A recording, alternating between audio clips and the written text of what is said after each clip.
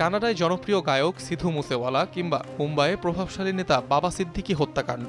আলোচিত এই দুই মামলাতেই যোগসাজশ ছিল ভারতের কুখ্যাত বিষ্ণই গ্যাংয়ের, আর এই গ্যাংয়েরই অন্যতম হোতা আনমোল বিষ্ণই। শোনা যায় বড় ভাই লরেন্স বিষ্ণই কারাগারে যাওয়ার পর থেকে তিনিই হাল সামলেছেন সন্ত্রাসী নেটওয়ার্কটির।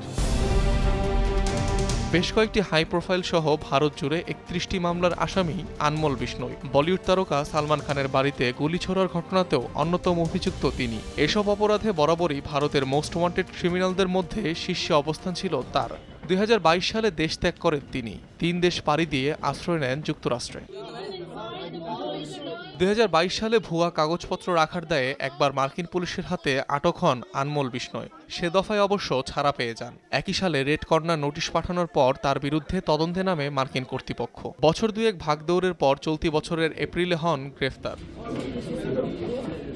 শুধু ভারতেই নয়, আনমোলের নেটওয়ার্ক রয়েছে সুদূর কানাডাতেও। তার বিরুদ্ধে চাঁদাবাজি, হত্যা ও মাদক সংশ্লিষ্ট একাধিক অভিযোগ রয়েছে অটোয়ায়।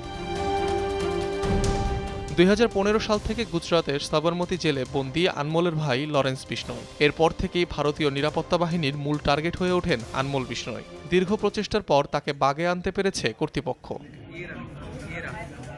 অনিক রহমান, যমুনা নিউজ।